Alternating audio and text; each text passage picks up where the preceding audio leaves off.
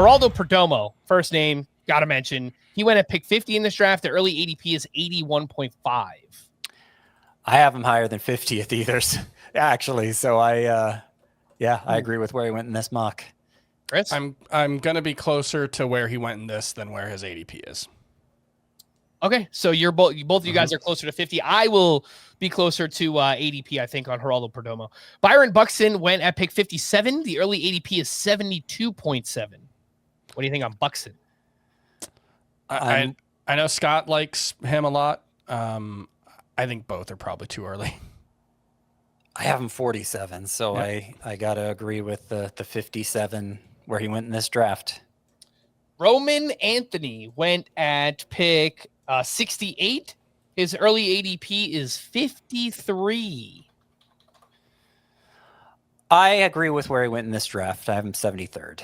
So all three, I agree with where he went in this draft rather than ADP. In this case, it's because I have Anthony lower. Again, I want a little more proof that he's ready to take that next step. It wouldn't surprise me at all. I mean, he clearly has the upside, hits the ball very hard, good plate discipline, but has some contact issues and has some launch angle issues, and I'll play it a little more cautiously. I think he'll rank around 55 for me. That sounds right. So I think the ADP is probably closer. I want to have exposure to Roman Anthony next year, but I like what you're saying, Scott. I totally get it with, not wanting to put too much on early round players who haven't really proven it so far. This is about where James Wood's ADP was last season, and Roman Anthony is just in terms of prospect status and projectability, I guess a somewhat similar player. So ADP is, or the ADP is similar to where James Wood was going last year. Because that paid off. I mean, it paid off for Wood, but Wood had speed. Although Anthony ended up not really stealing a lot of. How many did he get? Wasn't it only like 12 or 14? Yeah, I think he got to around 15 or something like that. Yeah. But I think at the broader point, his ADP was probably around 50 last year, and I think he finished as a top 50 player. So yeah, it worked out. But I think there are better alternatives maybe this year. I don't know. I'd have to compare. Yep. George Springer went at pick 74. He was the 21st outfielder off the board. His early ADP is 109. So 74 or 109. I think the ADP is too low here. I think I'll rank him probably somewhere between 74 and 109, but I think the ADP is definitely too low. Yeah, I mean, I have him higher definitely than ADP, also higher than he went in this draft. So I don't know. I wonder who people are taking instead, because that was the issue I had ranking George Springer higher than I felt comfortable with. But it's like, am I really going to pass him up for this guy? It's not that exciting. So the guys going ahead of him are Jose Altuve, who has second base eligibility, Michael Harris, definitely not. Tyler Soderstrom, who has first base eligibility, but you're probably going to play him in the outfield. Soderstrom, really? A 20 homer, 270 hitting guy? 25 homer. Seiya Suzuki and Randy Arozarena. But even I'm not sure I'd rather have Cody Bellinger than George Springer either, and there's like a 30 pick difference between them. I would much rather have George Springer than O'Neal Cruz, who is about 35 spots ahead of George Springer right now. But I cannot believe O'Neal Cruz's price is still as high as it is. He's 76. Those players you listed off all have clear limitations to their upside. And George Springer does too. He was a top 10 hitter just now, though. But right, exactly. Like he just did better than I think any of those guys are capable of. So even if he regresses to normal George Springer, not 2024 George Springer when it looked like he was on the decline. Of course, that's within the realm of possibility, but that's not my expectation for him. If he's just normal George Springer, he's worth more than. He's worth at least as much as those guys, and there's the chance he gives you more. And then, the next two after him are Teoscar Hernandez and Andy Pages. So, much rather have more George Springer than those two guys, For sure. I'll probably rank him closer to 100, but within the outfield rankings, I think what you guys are saying makes sense. I think he's probably closer to a top 15 guy, but maybe that just means I'm going to rank outfielders a little bit lower overall heading into next season. I mentioned Ben Rice. He went at pick 77 in this draft. To me, that was fun. The fifth catcher off the board, the early ADP is 76. So we were kind of right on there with with Ben Rice. Will you guys do it? Will you guys use a top 75 pick on Ben Rice? Like I said, I have him 84th. So I'm right about there. It wouldn't take much for me to get him into the top 75. I just don't think it makes much sense to jump the market on any catchers this year with how deep the position is. Like, someone's gonna fall. I got Agustin Ramirez with the 11th pick of the 11th round. That will never happen again. That was a fluke of this draft, not having rankings, and just I think people forgot about him. But like, Drake Baldwin went in the 12th. Samuel Basallo went in the 14th. I think that Ivan Herrera, I know he doesn't have catcher eligibility to open the season, but he went in the 19th to Scott. I just think it's not going to make sense to jump ADP on any catcher. I think you should just, if you want to take a catcher, figure out what range you want to take a catcher in, and whichever one is left is what I'd say. Because here's the thing, though, because I get what you're saying. Mm-hmm. I get it. And I had the same thought as I was putting together my top 600. But it's almost like, and I know this sounds weird, that thought is almost like discrediting Ben Rice for having catcher eligibility because, catcher's so deep. Like, if I just was ranking Ben Rice as a first baseman, which is probably the position he's actually going to play, mm-hmm. and we're hearing now probably full time. So that's my biggest concern for him addressed. If I'm just ranking him as a first baseman, 75th seems totally appropriate. I mean, relative to like, that's the same spot. It's a little earlier than Pasquantino. I might prefer Pasquantino to Rice, but it's the same general vicinity. And then you like the catcher eligibility is a nice bonus. Yeah.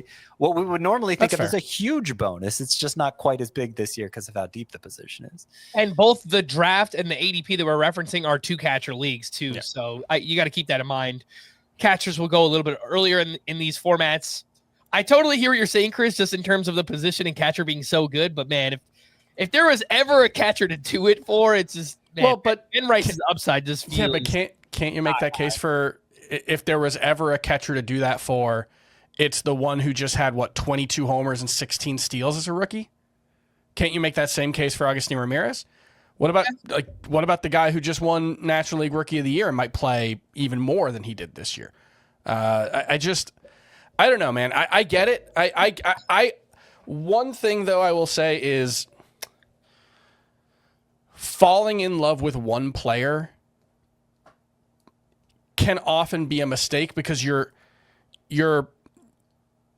cornering yourself on one outcome with Ben Rice. If you are saying, like, look, if you rank him 80th, okay, who cares? But if you're saying, like, I'm going to get Ben Rice, well, what that means is if his ADP is 75, you can't risk letting him go in the 6th round.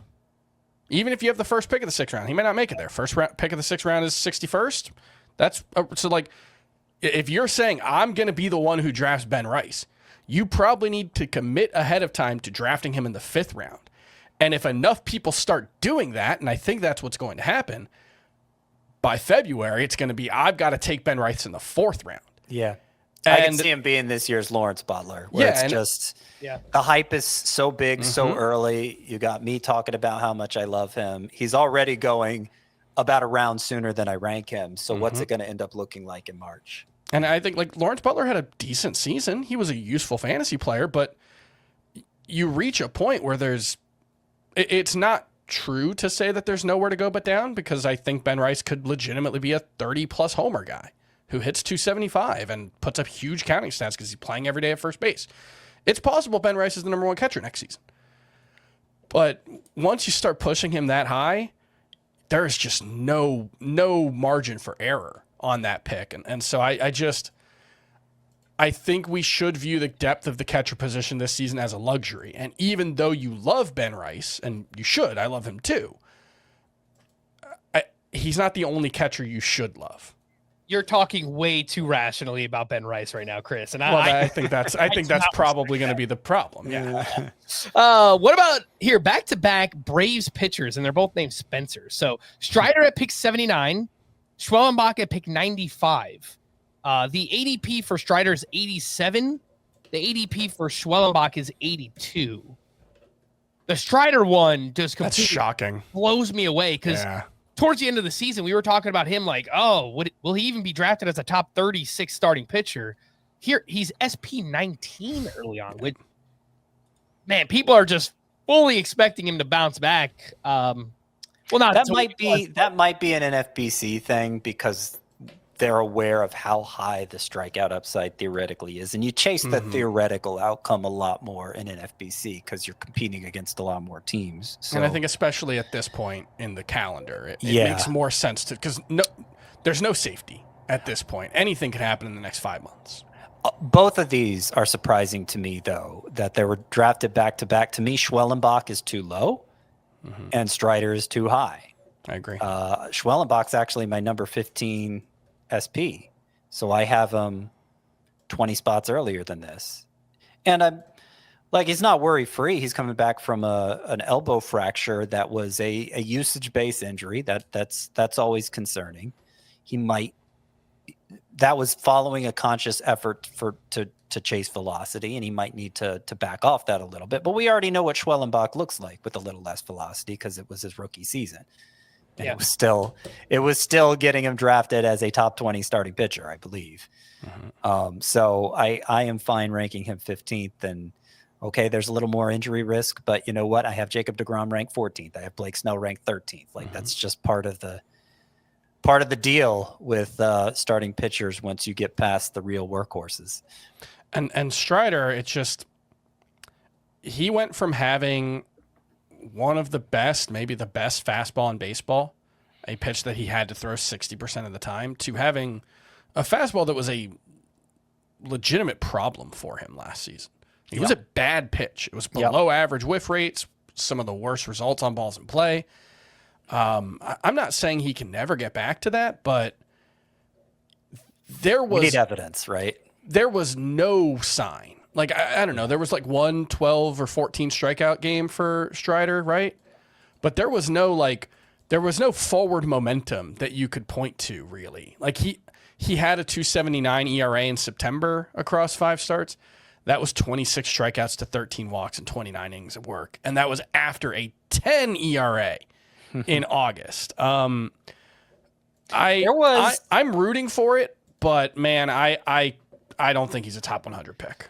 There was a 7-start stretch in the middle of the season where he looked like I don't know exactly how. I don't know how the fastball was playing specifically, but the results were vintage Strider. He had the 2 double-digit strikeout games and a bunch of like 8 strikeout games. Yeah, he had 12.4 K per 9 during that 7-start stretch, a 2.53 ERA, a 2.46 FIP. So like he was looking like he was back on track, and then things really unraveled from there, and he never. He didn't look dominant again the rest of the season. He seems aware of the issue. He's spent some time at a facility in Atlanta, like a pitching lab, trying to regain that old fastball shape. I think he could have more success with that, dedicating himself to that in the offseason rather than trying to address it in season. And I do think if he goes to work a little more on his curveball and or changeup and broadens his arsenal some, it would take the pressure off the fastball. Like I still think there are ways Strider could pull this together, but I got to see some proof that it's happening before I invest in him as a top 20 SP, especially seeing how deep the position is. And you look at the ADP and you've got Jesus Luzardo going about 5 picks after him. I think it's a similar upside downside case there. Yuri Perez obviously has a ton of upside. Cal Bradish has ace upside. Nolan McLean, obviously, I think everybody loves him.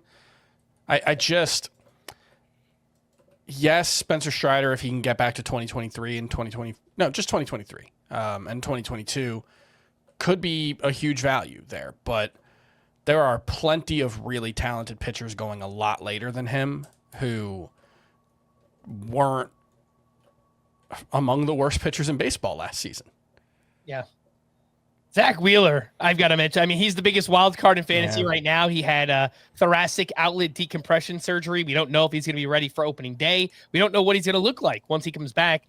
He went at pick 99 as the SP24. His early ADP is 132.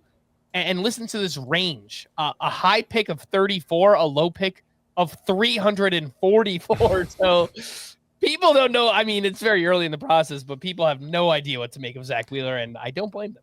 I think we got that quote from Dave Dombrowski that they're hoping he can be ready for opening day, and I think people are going to get excited about that. But it's not just a question of whether Zach Wheeler will pitch a full season. It's just, will he be good? Now, I did find a study that showed that results from thoracic outlet syndrome are not as bad as we tend to think. Certainly not for addressing a blood vessel.